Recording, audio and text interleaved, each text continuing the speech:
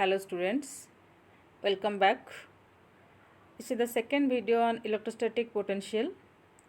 In this video, I will discuss about equipotential surface and potential energy of a dipole in an external electric field. What are equipotential surfaces? As the name indicates, potential is same. So the surface on which potential is same, then that surface is called equipotential surface. The potential is same at every point on the surface. What type of equipotential surface will you have due to an isolated positive charge or negative charge? Due to isolated positive charge, these brown color lines represent the electric field lines and the blue color surfaces represent the equipotential surfaces. So, due to positive charge or negative charge, the equipotential surfaces are spherical. If we consider a positive charge Q here, due to this charge, the electric potential at a distance r is kq by r. If we will take r distance to all the sides, then the potential is constant at these points. Let's join the points. Now we'll go get a spherical surface and the potential is constant at each point on the surface. The value is kq by r. Similarly, if we will consider another surface, then the potential is constant on this surface. So these are the equipotential surfaces due to isolated positive charge or negative charge. Now let's see what type of equipotential surface we will have due to an electric dipole. You see, the electric dipole plus q minus q is placed here.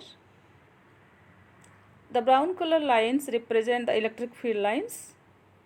These blue color surfaces, these are equipotential surfaces.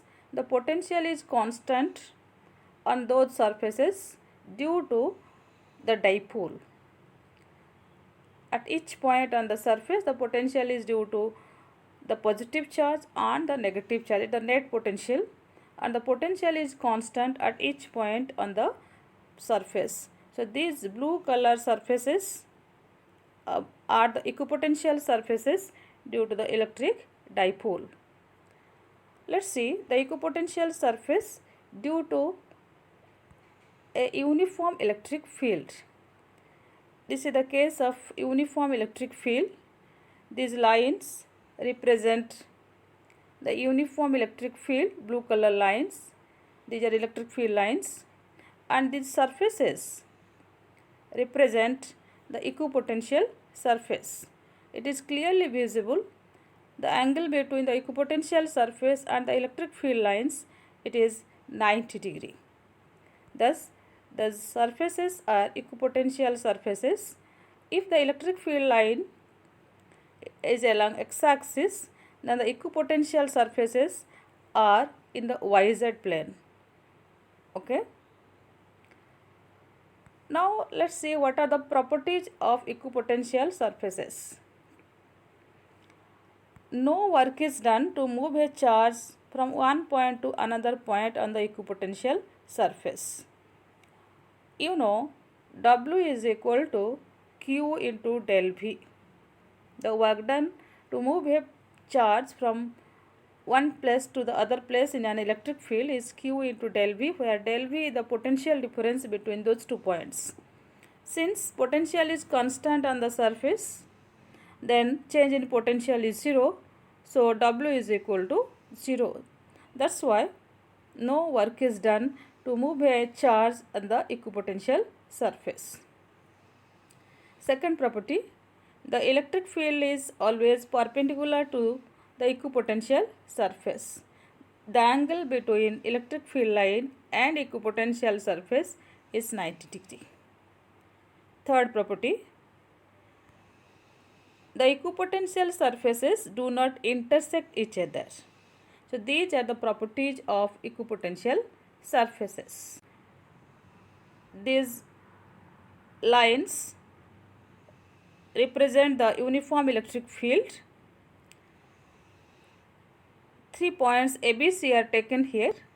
You see, this is the uniform electric field A, B, C. We have to compare the potential of A with B and C. B and C lies on the equipotential surface. The equipotential surface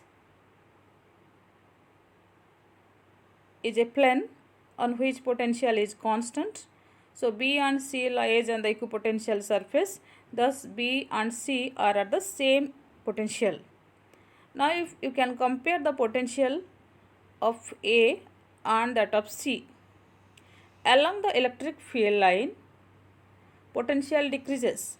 That's why potential at A is greater than the potential at point C. Thus, point B at a lower potential than point A. Point C and B are at the same potential. That's why point B is at lower potential than point A. Okay. So this is the significance of equipotential surface. From that you can say which points have the same potential. This is another example of equipotential surface. The surface of a charged conductor in equilibrium. The potential on the surface of the charged conductor is constant. The value of the electric potential inside the conductor is equal to the value of the electric potential on the surface. Okay. Thus, the surface of a charged conductor is an equipotential surface. Electric potential is constant everywhere inside the conductor and equal to the value at the surface. So these are the examples of equipotential surfaces. Now let's find the potential energy of an electric dipole placed in an external electric field. Okay.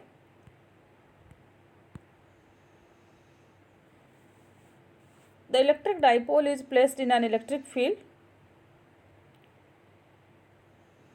and the dipole experiences no net force. The net force experienced is equal to QE minus QE, that is equal to 0. But the dipole experiences a torque is equal to tau, it is P is sin theta. This tau tends to rotate the dipole. Thus, this dipole has some potential energy in the electric field. Let's find the expression for the potential energy of the dipole placed in this electric field. To find the potential energy, you have to find the work done. How much work is done to rotate the dipole from zero potential energy state to this state? Okay. You know what is tau? Tau is P sin theta. Now small work done dW to rotate the dipole through d theta is equal to tau d theta, that is equal to P is sin theta d theta. Now to find the work done to rotate the dipole from theta 1 to theta 2 can be obtained by integrating this above expression. It is W is equal to integration of P sin theta d theta from theta 1 to theta 2. PE taken outside, it is the integration of sin theta d theta. It is integration is minus cos theta. Thus, this is equal to PE minus cos theta. And the limits are from theta 1 to theta 2. If we put the limits, it will be minus cos theta 2 minus cos theta 1, and taking the negative sign inside, you will have cos theta 1 minus cos theta 2.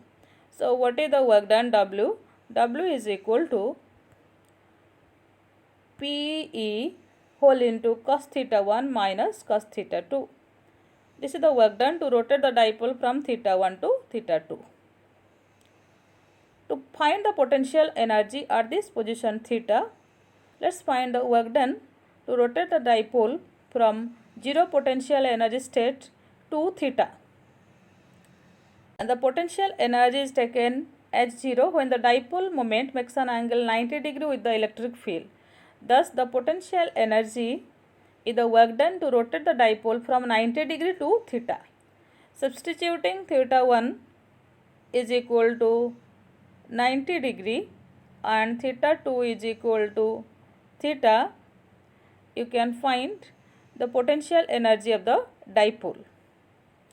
Substituting this value, W is equal to PE cos 90 minus cos theta, and so potential energy U is equal to minus PE cos theta. Cos 90 is equal to 0, so it is minus PE cos theta. This is the expression for the potential energy of the dipole when the dipole moment makes an angle theta. Okay, it can also be written as U is equal to minus P vector dot E vector. Okay, let's see different conditions. When theta is equal to 0 degree, what is the value of the potential energy? When theta is equal to 0 degree, then U is equal to minus P cos 0, that is equal to minus P. This state is called stable equilibrium state. When the dipole moment is along the direction, it is along the same direction of the electric field. Electric field and the dipole moment, they are in the same direction. Theta is equal to 0 degree and potential energy is minimum. This state is called stable equilibrium state. Next, theta is equal to 90 degree, potential energy is equal to 0. When theta is equal to 180 degree, U is equal to minus PE cos 180 degree. Minus PE into minus 1, that is equal to PE, and this state is called unstable equilibrium state. In this state, the dipole moment is in the opposite direction of the electric field. So theta is equal to 180 degree. So these are the different conditions. Theta is equal to 0, the condition for stable equilibrium. Theta is equal to 180 degree, the condition for unstable equilibrium. You got one formula to find the work done, that is W is equal to PE cos theta 1 minus cos theta 2. So using this formula, you can find the work done to rotate the dipole from one position to other position. Okay. This question is based on that formula. Find the work done to rotate the dipole from stable equilibrium state to unstable equilibrium state in an external electric field E. You can put the value of theta 1 and theta 2 to find the work done. Stable equilibrium state means theta is equal to 0 degree. Unstable equilibrium means theta is equal to 180 degree. Now you put the value W is equal to PE cos 0 degree minus cos 180 degree. You put the values. Cos 0 is 1, cos 180 degree is minus 1. So 1 minus minus 1, it is 2. So work done is equal to 2P. Thus, how much work is done to rotate the dipole? It is 2P. You can solve some other questions based on this formula also. Well students, we have covered two main concepts, equipotential surfaces and the potential energy of the dipole in an external electric field. Thank you.